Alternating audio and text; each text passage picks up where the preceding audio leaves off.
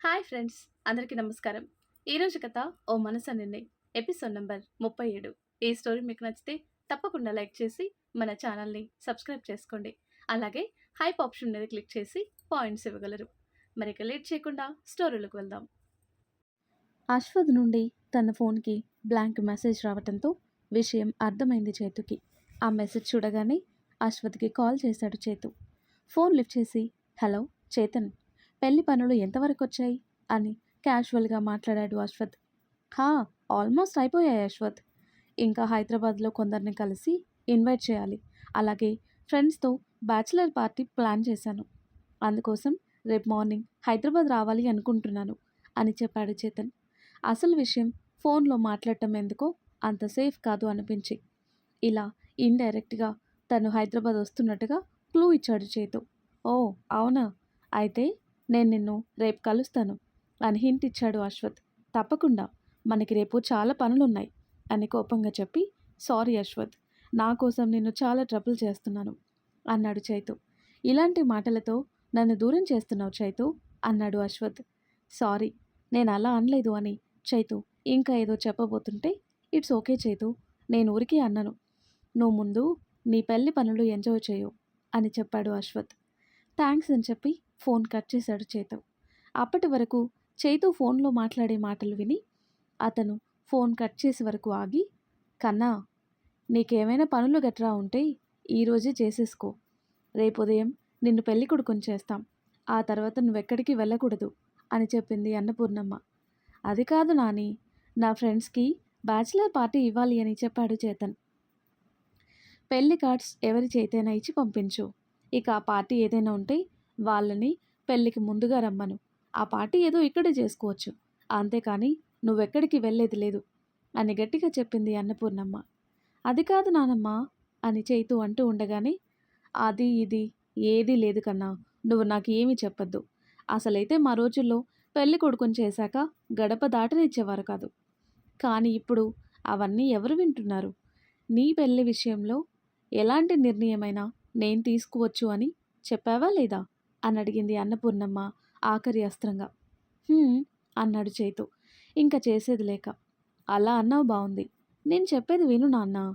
కీడించి మేలించమంటారు పెద్దలు. ఈ సమయంలో నువ్వు అలా ఊరు దాటి వెళ్ళటం నాకైతే ఇష్టం లేదు.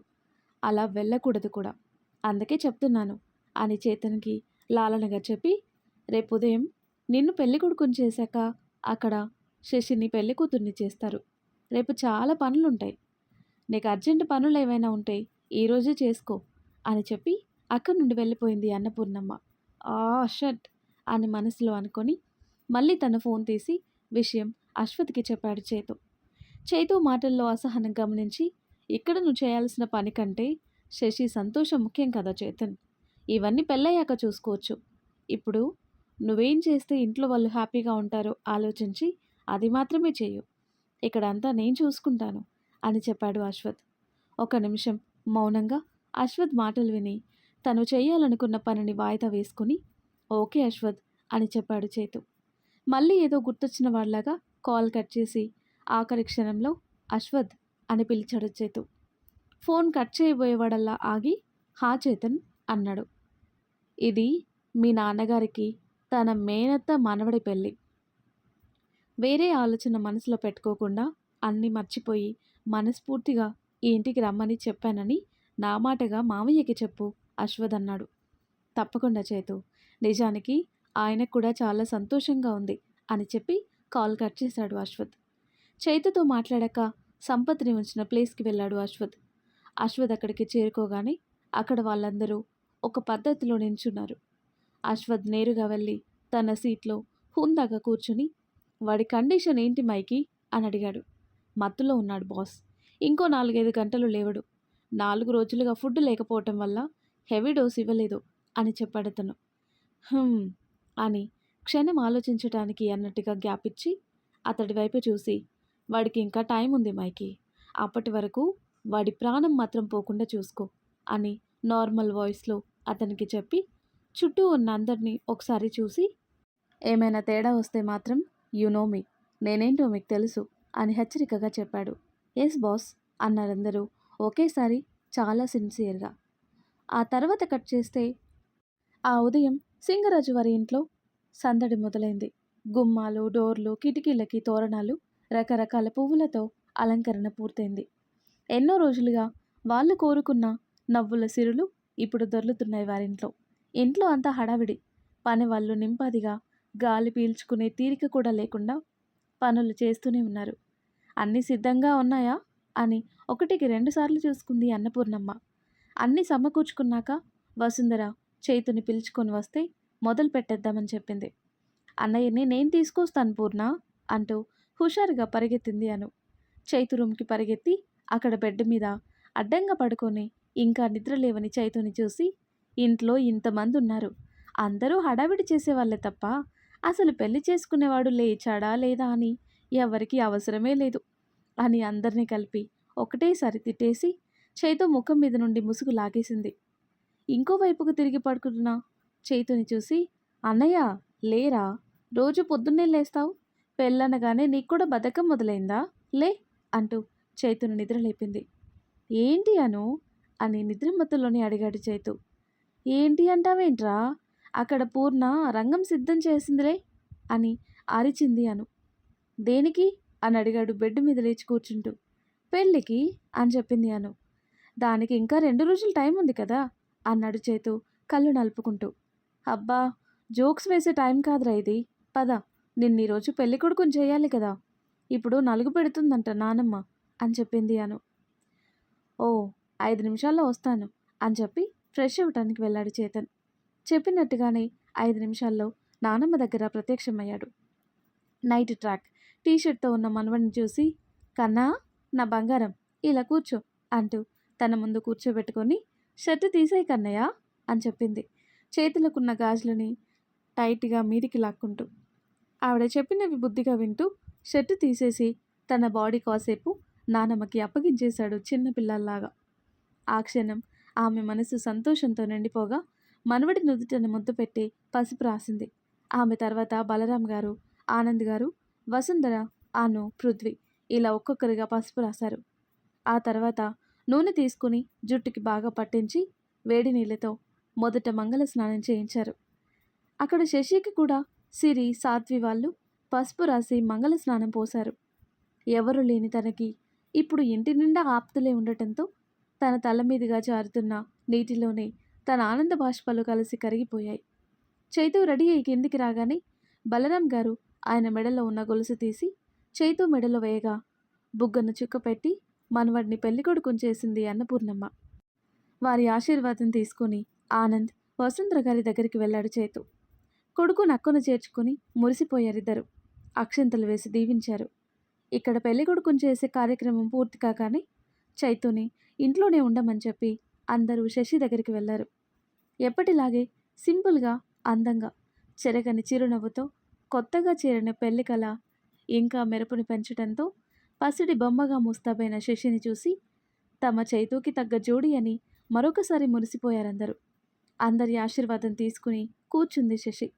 వసుంధర, నీ కోడలికి అత్తింటి కానుకివ్వు అని చెప్పింది అన్నపూర్ణమ్మ. అలాగే అత్తయ్య అంటూ వెళ్ళి తమతో తెచ్చిన బాక్స్ తీసి శశి మెడలో లక్ష్మీదేవి హారం వేసి ముఖం చుట్టూ చేతులు తిప్పి దిష్టి తీసి శశి తల మీద ప్రేమగా నిమిరింది. వసుంధర శశి మీద చూపిస్తున్న ప్రేమకి సాత్వి మనసు ఆనందంతో నిండిపోయింది. శశి మంచి వ్యక్తిత్వానికి ఇది దేవుడు తనకిచ్చిన బహుమతి అనుకుంది సాత్వి. ఏది ఏమైనా చేతన్ జీవితం తన వల్లే మూడుగా మిగిలిపోతుందనే గిల్టీ ఫీలింగ్ శశి వల్లే దూరమైంది. ఇక తనకి ఎటువంటి గిల్ట్ లేదు. ఈ పెళ్లి జరిగితే సంతోషించే వారిలో మొదటిగా తను, అభియే ఉంటారు అని మనసులో అనుకుంటూ ఉండగానే ఆమె భుజం చుట్టూ చేరింది అభి చెయ్యి. కళ్ళల్లో చేరిన చిరుచెమ్మ ఆమె మనసుని తెలియచేస్తుంటే ఆమె భుజం మీద ఉన్న తన చేతిని బిగించి చిన్నగా నవ్వాడు అభి. ఆ 2 రోజులు చేతన్ని ఊరు కాదు కదా, కనీసం గడప కూడా దాటనివ్వలేదు అన్నపూర్ణమ్మ. దాంతో శశిని కలవటం కూడా వీలు పడలేదు. పెళ్లి ముందు రోజు ఇక్కడ చేతన్ వరపూజ, అక్కడ శశి గౌరీ పూజ చేశారు. ఉదయ్, సిరిలు పెళ్లి పనులతో క్షణం తీరిక లేకుండా ఉన్నారు. పూజలు అయిపోయాక ఆ రాత్రి అందరూ భోజనాలు చేసి త్వరగా పడుకున్నారు. తెల్లవారితే పెళ్లి కనుక. తన గదికైతే వెళ్ళాడు కానీ ఎందుకో ఆ రోజుకి నిద్రాదేవి చేతన్ని కరుణించలేదు. ఈ ఒక్క రాత్రి గడిస్తే రేపటి నుండి ఆ రూమ్, అందులో ఉన్న ప్రతి వస్తువుని తన శశి కూడా పంచుకోబోతుంది. ఈ ఫీలింగ్ చాలా కొత్తగా, హాయిగా ఉంది. ఈ రాత్రి త్వరగా గడిచిపోయి ఎప్పుడెప్పుడు తెల్లవారుతుందా అని క్షణాలు లెక్క పెడుతున్నాడు. 2 రోజులుగా శశిని కలవకపోవటంతో మనసు శశిని వెంటనే చూడాలని పోరు పెట్టింది. కాసేపు శతవిధాల మనసుని బుజ్జగించే ప్రయత్నం నామమాత్రంగా చేశాడు. కానీ తన వల్ల అవ్వలేదు. ఇక క్షణం ఆలస్యం చేయకుండా బయటికొచ్చాడు. అందరూ అలసిపోయి పడుకోవటం వల్ల ఎవరూ ఎదురుపడి అడ్డుకోలేదు తనని. శశి వాళ్ళింటికి చేరుకొని ఇంట్లో ఎటువంటి అలికిడి లేకపోవటం, అందరూ నిద్రలో ఉన్నారు అని తెలియజేస్తున్నా గుమ్మం వైపు కాకుండా తన రూమ్కి ఉన్న మరో దారి నుండి శశి రూమ్కి వెళ్ళాడు. డోర్ మెల్లిగా సౌండ్ రాకుండా లాక్ చేసి బెడ్ మీద అందంగా ముడుచుకొని పడుకున్న శశిని ప్రేమగా చూసుకొని మెల్లిగా అడుగులో అడుగు వేసుకుంటూ బెడ్ వరకు వెళ్ళి బెడ్ పక్కన కింద కూర్చొని బుగ్గ కింద ఒక చెయ్యి పెట్టుకొని అలసిపోయినట్టు కూర్చున్న శశిని చూస్తూ కూర్చున్నాడు. ఆమెని నిద్రలేపే ఉద్దేశం తనకి లేకపోవడంతో నిద్రలో కూడా చేతన్ని గుర్తుపట్టగలదు తను. అతడి నుండి వచ్చే పరిమళం అతడు తన దగ్గరలోనే ఉన్నాడు అనే సంకేతం మెదడుకి చేరవేయగానే అందంగా విచ్చుకున్నాయి శశి పెదాలు. నెమ్మదిగా శశి ముఖానికి దగ్గరగా వెళ్ళి విచ్చుకున్న పెదాల మీద సున్నితంగా తన పెదాలద్దాడు. ఆమె నిద్ర చెరగకుండా.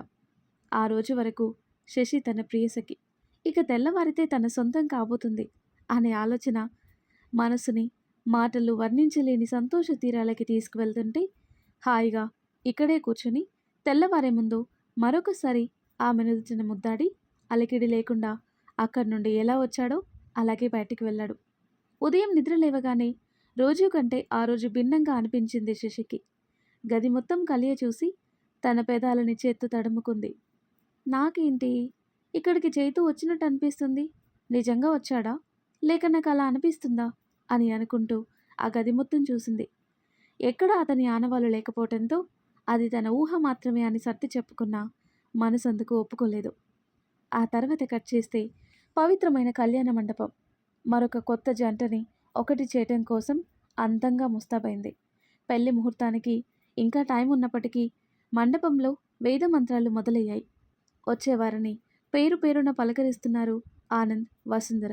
వారి పక్కనే ఉన్న ప్రకాష్ గారిని తమ వియ్యంకుడిగా అందరికీ పరిచయం చేస్తున్నారు. అప్పటికే పెళ్లికొచ్చిన వారికి మర్యాదలు మొదలయ్యాయి. పొరపాటున దివి నుండి దేవకన్య భూమి మీదకి వచ్చిందా అన్నంత అందంగా ఉంది శశి పెళ్లి కూతురిగా. కళ్ళు మిరుమిట్లు గొలిపే అందం ఆమె సొంతం. వధువుగా అలంకరించిన శశిని చూస్తుంటే ఉదయ్ కళ్ళు మసకబారుతున్నాయి ఆనందంతో. ఆమె ముఖాన్ని 2 చేతుల్లోకి తీసుకుని, మనం ఒక తల్లి కడుపులో పుట్టకపోవచ్చు, కానీ ప్రేమని పంచుకొని పెరిగాం. నీకే కష్టం వచ్చినా ఒక పిలుపు దూరంలో ఉంటాడు ఈ అన్నయ్య, కానీ నీకు అవసరం రాదు, వాడు రానివ్వడు అని చెప్పాడు ఉదయ్. ఆ మాటకి చిన్నగా నవ్వి ఉదయ్ గుండెల్లో ఒదిగిపోయింది శశి. చెల్లెలి తల మీద ప్రేమగా నిమిరి గుండెల్లో పొదుముకున్నాడు ఉదయ్. సాధ్వి, ఇది అన్నయ్యకి కట్టు అంటూ బాసింగం సాధ్వి చేతికిచ్చింది అను. నేనా అని అడిగింది సాధ్వి మొహమాటంగా. మా అన్నయ్య పెళ్లి చేసుకుని సంతోషంగా ఉండాలి అని కోరుకుంటున్న వారిలో నువ్వు ముందున్నావు సాధ్వి. అది కాకుండా నువ్వు ప్రేమించిన అభి గారిని పెళ్లి చేసుకోవటం న్యాయం అనిపించి నేనే మీరిద్దరూ కలవాలి అని ఆరాటపడిన మాట నిజం. కానీ ఎంత నువ్వు నా బెస్ట్ ఫ్రెండ్ అయినా మా అన్నయ్యని వద్దు అనుకుని వెళ్ళిపోయినందుకు ఎక్కడో నీ మీద చాలా కోపం వచ్చింది. నిన్ను అంతలా ప్రేమించిన వాడే నీ సంతోషం కోసం నిన్ను వదిలేసుకున్నాడు. నువ్వు చేసిన దాంట్లోనూ న్యాయం ఉంది కదా. ఇది నీ జీవితం, నీకు నచ్చిన వాడిని చేసుకునే రైట్ నీకుంది కదా అని తర్వాత ఆలోచించాను. ఈ విషయంలో నాలో చిన్నపాటి గిల్టీ ఫీలింగ్ అలానే ఉండిపోయింది. ఇప్పుడు మా అన్నయ్యకి నీతో బాసింకం కట్టించి నిన్ను పెళ్లి పెద్దని చేస్తే నాకు ఆ ఫీలింగ్ కాస్త తగ్గుతుంది అని చెప్పి సాధ్వి కళ్ళల్లోకి చూస్తూ, ప్లీజ్ కాదనకు సాధ్వి అంటూ సాధ్విని హక్ చేసుకుంది అను. అను మాటల్లో చైతు మీద తనకున్న ప్రేమ మాత్రమే కనిపించింది అందరికీ. ఇంకేమీ మాట్లాడకుండా అనుని తిరిగి హక్ చేసుకుని ఆ బాసింగం తీసుకుని చైతన్ నుదుటన కట్టింది సాధ్వి. సాధ్వి వైపు ఒక హ్యాపీ స్మైల్తో చూసి థ్యాంక్స్ అని చెప్పాడు చైతు. థ్యాంక్స్ అని క్షణం ఆగి, అది చెప్పాల్సింది మేము అంటూ అభి వైపు చూసింది సాధ్వి. అభి కూడా చేతన్ ముందుకొచ్చి చేతన్ మెడ వెనకగా 2 భుజాల మీద ఉన్న కండువాని సరిచేసి చిన్నగా నవ్వాడు. చైతూ, నిన్ను పిలుస్తున్నారు అని పృథ్వీ వచ్చి చెప్పటంతో అందరూ మండపం వైపుగా నడిచారు. అక్కడే ఆగు బాబు అన్నారు పంతులు గారు చైతూ మండపంలోకి రాబోతూ ఉండగా. చేతన్ ఆగగానే, బాబు, అమ్మాయికి అన్నదమ్ములున్నారా? ఉంటే బావగారి కాళ్ళు కడగాలి అని ఆయన చెప్పటంతో, హా, ఇక్కడే ఉన్నాను పంతులు గారు అంటూ ముందుకొచ్చాడు ఉదయ్. మీరు కన్యాదానం చేస్తానన్నారు కదా అని అడిగారు పంతులు గారు. అవునండి అన్నాడు ఉదయ్. అయితే మీరు కాకుండా వేరే ఎవరైనా ఉంటే పిలవండి. కన్యాదానం చేసే దంపతులు ఎవరైనా సరే తల్లిదండ్రితో సమానం అని చెప్పారు పంతులు గారు. అయితే ఇప్పుడెలా అని అడిగాడు ఉదయ్. ఇంకెవరైనా ఉన్నారా బాబు అని అడిగారు పంతులు గారు. ఒక్క నిమిషం అందరూ మౌనంగా ఉన్న ఆదిత్య, చందు, పృథ్వీ మేమున్నాం అని ముందుకు రాబోయేలోపే చేతన్ కాళ్ళ దగ్గర బామ్మర్ది స్థానంలో కూర్చున్నాడు అశ్వథ్. ఈసారి అవకాశం ఎవరికీ ఇవ్వకుండా. అందరి కళ్ళు ఒక్కసారి ఆశ్చర్యం, ఆనందంతో మెరిశాయి. బాబు, మీరు అమ్మాయికి అని అడిగారు పంతులు గారు. శశికి అన్నయ్యని అని చెప్పాడు అశ్వథ్ చేతన్ కాళ్ళ దగ్గర వెండి పళ్ళెం పెట్టి అందులో చేతన్ని కాళ్ళు పెట్టమని కళ్ళతోనే చెప్తూ. అశ్వథ్ వైపు అందరూ అభినందనగా చూస్తుండగా బావగారి కాళ్ళు కడిగి మండపంలోకి చేతన్ని ఎత్తుకొని తీసుకుని వెళ్ళాడు. అప్పటికి గెస్ట్లని పలకరించి మండపం దగ్గరికి చేరుకున్నారు బలరాం, అన్నపూర్ణమ్మ, ఆనంద్, వసుంధర, ప్రకాష్, మాస్టర్ గారు. చేతన్తో చేయవలసిన కార్యక్రమాలు చేయించి మధ్యలో అడ్డతెర కట్టించాక అమ్మాయిని తీసుకురండమ్మా అని పంతులు గారు చెప్పారు. సింగరాజు గారి ఇంటికి కోడలు శశిరేఖ అని అనౌన్స్ చేసినప్పుడే అన్ని న్యూస్ పేపర్లు, న్యూస్ ఛానళ్ళు శశి చేతుల ఫోటోలు ప్రచారం చేసినప్పటికీ ఏరి కోరి కోడల్ని చేసుకోవాల్సినంతగా ఏముంది ఈ అమ్మాయిలో అనుకుంటూ అందరూ శశిని నేరుగా చూడాలని ఆమె వస్తున్న వైపుకి చూశారు. ఆదిత్య, చందు, కరణ్, అశ్వథ్ కలిసి మోసుకు వస్తున్న పల్లకిలో కనిపించకుండా కూర్చుంది శశి. అశ్వత్థామ్మగారు ఇలా కూడా ఉంటారా అనే ఆశ్చర్యంలో మునిగిపోయారు అశ్వథ్ గురించి తెలిసిన వాళ్ళు. అందరూ చూస్తూ ఉండగానే పల్లకి మండపానికి చేరుకోగా అందంగా అలంకరించిన కొబ్బరి బొండం పట్టుకొని పల్లకి దిగింది శశి. అడ్డుతెరకి మరొక వైపు కూర్చుంటూ చేతిలో ఉన్న కొబ్బరి బొండం పంతులు గారికిచ్చింది. కళ్ళు మూసుకున్నా కనిపించే శశి రూపం చేతనికి కొత్తేమి కాదు. కానీ అడ్డుతెరన చాటున ఉన్న పెళ్లి కూతుర్ని చూడాలనే కాంక్షకి చేతన్ అతీతం కాదు కదా. శశిని చూడటానికి కూర్చున్న చోట చేసిన ఏ విన్యాసము పారకపోవటంతో ఉసూరుమంటూ కూర్చున్నాడు చైతు. శశికి ఇరువైపులా సిరి, ఉదయ్ కూర్చొని చైతు కాళ్ళు కడిగి కన్యాదానం చేశారు. ఆ సమయంలో వారి మనసులో ఎంత స్వచ్ఛమైన ప్రేమని అనుభూతి చెందాయో మాటల్లో వర్ణించలేనిది. వెనుక నించున్న ప్రకాష్ గారు కళ్ళల్లో తిరిగిన నీటిని ఎవరి కంటా పడకుండా కళ్ళనద్దుకున్నారు. అది చూసిన మాస్టర్ గారు ప్రకాష్ గారి భుజం మీద చేయి వేసి ఓదార్పుగా భుజం నొక్కారు. ముహూర్త సమయానికి జీలకర్ర బెల్లం పెట్టడంతో అడ్డుతెర తొలగించారు.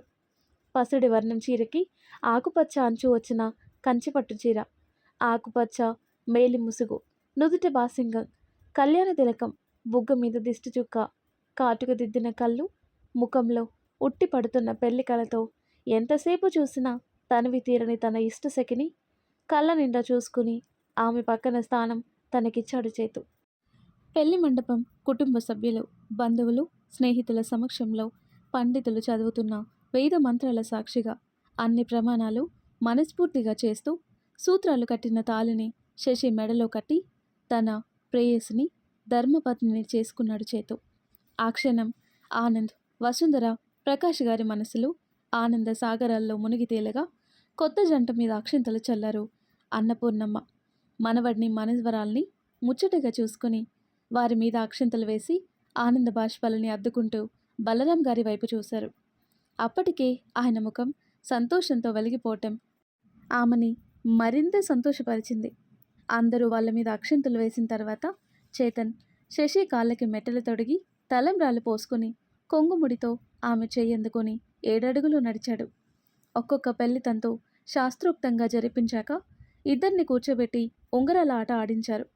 కొంతమంది శశిని సపోర్ట్ చేయగా మరికొందరు చైతు వైపు చేరారు. అందరూ కలిసి సందడిగా చేస్తుండగా ఒకసారి చైతు, ఒకసారి శశి ఉంగరాల ఆట గెలిచారు. ఇక ఆఖరిగా ఉంగరం వేస్తూ, ఈసారి ఎవరు ఉంగరం తీస్తే మీ కాపురంలో వారిదే పైచెయ్యి అని చెప్పారు పంతులు గారు. ఆ మాటకి శశి వైపు అల్లరిగా చూశాడు చేతు. అందంగా సిగ్గుపడింది శశి. ఇక ఉంగరం బిందెలో వేయగానే ఇద్దరు దానికోసం బిందెల్లో చేతులు పెట్టారు. కొందరు శశిని, కొందరు చైతుని సపోర్ట్ చేస్తూ అల్లరి చేస్తుండగా శశి చైతు ఉంగరం కోసం తలపట్టారు. అయితే బిందె లోపల జరిగేది మాత్రం వేరు. ఉంగరం చేతనికి వెంటనే దొరికినా శశి ఇంకా వెతుకుతూ ఉండటంతో చేతన్ కూడా వెతుకుతున్నట్టుగానే నటన చేశాడు. బిందెలో ఉంగరం చేతన్కి దొరికింది అని శశికి అర్థమవ్వగానే చైతు వైపు కినుకుగా చూసింది శశి. అల్లరిగా ఒక నవ్వు నవ్వి బిందెలో నుండి చేయి బయటికి తీస్తున్న శశి చేతిని పట్టుకున్నాడు. తన చేతిని విడిపించుకోవటానికి చాలాసేపు కష్టపడి ఇక కుదరక ప్లీజ్ అని కళ్ళతోనే అడిగింది శశి తన చేయి వదలమన్నట్టుగా. చేతన్ కళ్ళని అడ్డంగా తిప్పటంతో చిరు కోపంగా మూతి ముడిచి మరొకసారి బలంగా ప్రయత్నించింది. అయినా చెయ్యి బయటికి రాకపోవటంతో ఒక చిలిపి ఆలోచన తట్టి చేతన్ వైపు కైపుగా చూసి పెదాలు సున్నాలాగా చుట్టింది. ఆమె ప్రయత్నానికి నవ్వుకొని మెల్లిగా చేతిని వదిలిపెట్టాడు చేతు. వెంటనే తన చేతిని బయటికి తీసి ఓటమిని ఒప్పుకుంది శశి. ఆ తర్వాత చేతన్ కూడా బిందె నుండి ఖాళీ చేయి బయటికి తీయటంతో ఉంగరం ఏమైంది అన్నట్టుగా చూశారందరూ. అందరి ప్రశ్నార్థకమైన చూపుకి సమాధానం శశి చేతిని పట్టుకొని ముందుకు చాపాడు చేతు. ఆ చేతికున్న ఉంగరం చూపించి శశి వైపు చూసి ఒక కనుబొమ్మ ఎగరేసి కన్ను గీటి నవ్వాడు చైతు. సిగ్గుతో ముడుచుకుపోయింది శశి. అయితే ఈ ఆటలో నీతో పాటు నీ భార్యని గెలిపించావన్నమాట. తెలివైన వాడివి నాయనా అంటున్న పంతులు గారి మాటకి అందరూ నవ్వేశారు. పెళ్లి తంతులన్నీ పూర్తయ్యాక వచ్చిన వారందరూ కొత్త జంటని అక్షింతలు వేసి ఆశీర్వదించి ఇద్దరిని విషేసి వెళ్లారు. ఉదయం వచ్చిన కార్లు తిరుగు ప్రయాణం అవటంతో కళ్యాణ మండపం పలచబడింది. సందడి కూడా చాలా వరకు తగ్గటంతో శశి చేతులకి కాస్త ఊపిరి పీల్చుకున్నట్టుగా ఉంది. గెస్టుల రద్దీ తగ్గటంతో సాయంత్రం అవుతుండగా మళ్ళీ కొంచెం హడావిడి మొదలైంది. శశి వాళ్ళ నాన్నగారిని కరుచుకుపోయి ఏడవటం చూడలేక వేరే వైపుకి ముఖం తిప్పుకొని కష్టంగా నించున్నాడు చేతు. ఆమె కళ్ళల్లో నీళ్లు తను చూడలేక. కూతురు పెళ్లి చేస్తే గుండెల మీద బరువు దిగిపోయింది అనుకుంటారు, కానీ అది నిజం కాదు. తన ప్రాణం తనని వదిలి వెళ్ళిపోతున్నట్టుంటుంది అని అంటున్న ప్రకాష్ గారి మాటలకి అందరి గుండెలు చెరివయ్యాయి. పెద్దవాడివి, నువ్వే ఇలా బాధపడితే ఇంకా శశి ధైర్యంగా ఎలా ఉంటుంది ప్రకాష్ అని మెత్తగా మందలించారు మాస్టర్ గారు శశి తల నిమురుతూ. ఆయన కళ్ళు తుడుచుకొని తన గుండెల్లో ఒదిగిపోయి ఏడుస్తున్న శశి ముఖాన్ని రెండు చేతుల్లోకి తీసుకుని బొటన వేళ్లతో కళ్ళు తుడిచి బలవంతంగా నవ్వారు. బాబాయ్ అని ఉదయ్ ఆయన భుజం తట్టడంతో వేరే వైపుకు తిరిగారు. ఆయన కళ్ళల్లో నీళ్లు శశి చూడకూడదు అన్నట్టుగా. ఏడుస్తున్న శశిని అక్కులో చేర్చుకొని, నీకు నచ్చిన వాడిని అంత ఫైట్ చేసి సాధించి పెళ్లి చేసుకున్నావు, ఇప్పుడెలా ఏడవచ్చా అని శశిని ఊరడించాడు ఉదయ్. ఇవన్నీ పైపైన మాటలు అని అందరికీ తెలుస్తున్నా ఎవరు ఏమీ మాట్లాడలేకపోయారు. ఉదయ్ పక్కన ఏడుస్తూ నించున్న సిరి వైపు చూడగానే వేగంగా కదిలి శశిని గట్టిగా హత్తుకొని పెద్ద పెట్టున ఏడ్చేసింది సిరి. స్నేహితురాలు మొదట తనకి వదినయ్యి ఇప్పుడు తన పెళ్లి చేసి అమ్మలేని తనకి తల్లయింది. శశిని పట్టుకొని ఏడ్చిన కాసేపటికి తేరుకొని శశి కళ్ళు తుడిచి ఏడవద్దు అన్నట్టుగా కళ్ళు తిప్పి చేతును చూపించి, నువ్వేడిస్తే అన్నయ్య బాధపడతాడు శశి అని చెప్పింది సిరి. చైతు వేరే వైపుకి చూస్తూ ఉండటంతో కళ్ళు తుడుచుకొని చైతుకి దగ్గరగా జరిగి మాస్టర్ గారి వైపు చూస్తూ, వెళ్ళొస్తాం తాతయ్య అని పూడుకుపోయిన గొంతుతో చెప్పింది శశి. ఆయన ఎన్నిసార్లు తాతయ్య అని పిలవమని అడిగినా శశి మాత్రం మాస్టర్ గారు అని పిలిచేది. ఆ పిలుపు ఆయన మనసుకి ఎనలేని తృప్తినిచ్చింది. శశి తన పక్కకి రాగానే ఆమె భుజం చుట్టూ చేయి వేసి ఇద్దరూ కలిసి మాస్టర్ గారి ఆశీర్వాదం తీసుకున్నారు. వెళ్ళొస్తాను అని మరొకసారి చెప్పిన శశి తల మీద ప్రేమగా నిమిరి, పదండి ఆలస్యం అవుతుంది అని చెప్పారాయన. చైతు వైపు చూసి అతడి వెంట బయటికి నడిచింది శశి. అప్పటికే వాళ్ళ కోసం కార్ సిద్ధంగా ఉంది. శశి కారెక్కగానే చైతు ప్రకాష్ గారి చేతిని పట్టుకొని శశికి తానున్నాను అని ధైర్యం ఇస్తున్నట్టుగా చూసి కారెక్కాడు. వాళ్ళ వెనకే అందరూ అక్కడి నుండి ఎవరి కాళ్ళల్లో వాళ్ళు బయలుదేరారు. చైతు శశి ఇంటికి చేరుకునేసరికి కొత్త దంపతుల కోసం ఇల్లు సిద్ధమైంది. కారు ఆగగానే చైతు దిగి శశికి చెయ్యి అందించాడు. అతడి చెయ్యి అందుకొని అతని వెనక గుమ్మం వరకు వెళ్ళి నించుంది. అప్పటికే హారతి పళ్ళెంతో సిద్ధంగా ఉంది అను. అన్న వదినలకి హారతిచ్చి పేర్లు చెప్పి ఇంట్లోకి రమ్మని చెప్పింది. నేను చేతన్ సింగరాజు, నా భార్య శశిరేఖ అని టక్కున చెప్పేశాడు చేతన్. హా వదినా, ఇప్పుడు నువ్వు అని అల్లరిగా నవ్వింది అను. చేతన్, చైతు అని ఎన్నోసార్లు పిలిచింది కానీ ఇప్పుడు అతడి పేరు చెప్పటానికి మాత్రం మాటలు రావటం లేదు. అందరూ తమనే చూస్తూ ఉండేసరికి సిగ్గుతో కనురెప్పలు బరువెక్కాయి, బుగ్గలు ఎరిపెక్కాయి. నేను శశిరేఖ, మా ఆయన చేతన్ సింగరాజు అని మెల్లిగా చెప్పి తల వంచేసుకుంది శశి. అందరూ నవ్వేశారు ఆమె తడబాటు చూసి. శశి చెప్పిన తీరికి మురిసిపోయాడు చేతు. ఇక చాలే మీ అల్లరి అంటూ ముందుకొచ్చి కుడికాలు ముందుకు పెట్టి లోపలికి రమ్మా అని చెప్పారు అన్నపూర్ణమ్మ గారు. చైతు, శశి ఒకరిని ఒకరు చూసుకోగా శశి చేతిని గట్టిగా పట్టుకొని ఒకేసారి ఇంట్లోకి అడుగు పెట్టారిద్దరు. కొత్త కోడలితో దేవుడి దగ్గర దీపం వెలిగించి ఇద్దరిని కూర్చోబెట్టి మెడలో దండలు బాసింగం తీసి కొంగుముడి విప్పేసి అను శశిని పైకి తీసుకువెళ్ళు అని చెప్పారు వసుంధర గారు. శశి వెళ్ళాక చైతు కూడా తన రూమ్కి వెళ్ళాడు.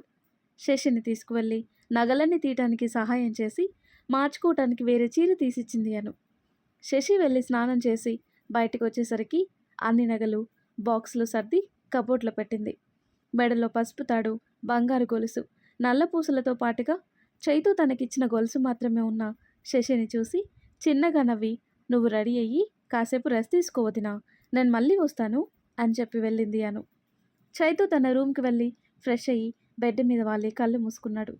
ముందు రోజు రాత్రి నిద్ర లేకపోవటం వల్లనో, శశి ఇక తనది అనే ఆనందం వల్లనో, అలసిపోవటం వల్లనో వెంటనే నిద్ర పట్టేసింది.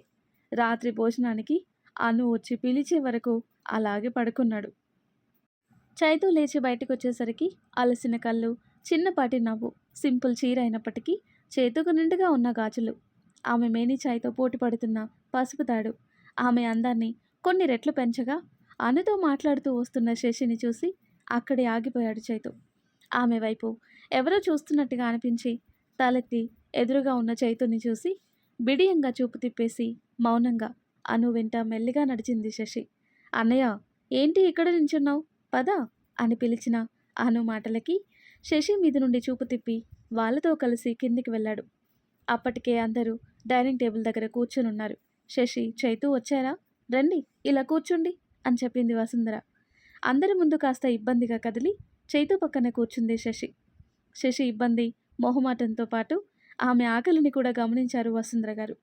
శశి పక్కనే కూర్చుని మాటలు చెప్తూ ఒక్కొక్కటిగా అన్ని వడ్డించి మాటల్లో పెట్టి కడుపు నిండా తినేలా చేశారు. తినేసి ఎవరి రూమ్కి వాళ్ళు వెళ్తుండగా అందరినీ ఆపారు అన్నపూర్ణమ్మ. రేపు ఉదయం అందరూ త్వరగా లేచి రెడీ అవ్వండి, ఇంట్లో వ్రతం ఉంది, పనులుంటాయి అని చెప్పి పంపించారు. ఎవరి రూమ్కి వాళ్ళు వెళ్ళి హాయిగా నిద్రపోయారు. చేతన్ తన బెడ్ మీద వాలి కళ్ళు మూసుకున్నా ఇందాక తను చూసిన శశి రూపమే రెప్పల వెనుక కనిపించేసరికి ఆమెతో మాట్లాడటానికి తన గది వైపుగా వెళ్ళాడు. డోర్ మీద చేయి వేయబోయి ఆఖరి క్షణంలో ఆగిపోయాడు. ఇందాక ఆమె ముఖంలో కనిపించిన అలసట గుర్తొచ్చి కొత్త ప్లేస్లో నిద్ర పట్టడమే కష్టం. అలసిపోయి ఉన్న ఆమెని ఇప్పుడు తను వెళ్ళి డిస్టర్బ్ చేయటం ఇష్టం లేక అక్కడి నుండి తన రూమ్కి వెళ్ళిపోయాడు చైతు. మరి ఆ తర్వాత ఏం జరుగుతుందో నెక్స్ట్ వీడియోలో తెలుసుకుందాం. ఫ్రెండ్స్, మన సబ్స్క్రైబర్ ఒకరు కామెంట్ చేశారు, వాళ్ళ పాప బర్త్డేకి విష్ చేయండి అని. పేరు రెహమతున్నిసా. సో మీరందరూ తప్పకుండా విష్ చేయాలని కోరుకుంటున్నాను. రెహమతున్నిసా, హ్యాపీ బర్త్డే తల్లి. నువ్వు ఇలాంటి పుట్టినరోజులు మరెన్నో జరుపుకోవాలని, ఆ దేవుడి ఆశీస్సులు నీకు ఎల్లప్పుడూ ఉండాలని మనస్ఫూర్తిగా కోరుకుంటున్నాను. Many more happy returns of the day. మరి ఈ స్టోరీ మీ అందరికీ నచ్చితే తప్పకుండా లైక్ చేసి మన ఛానల్ని సబ్స్క్రైబ్ చేసుకోండి. అలాగే హైప్ ఆప్షన్ మీద క్లిక్ చేసి పాయింట్స్ ఇవ్వగలరు. Thanks for watching.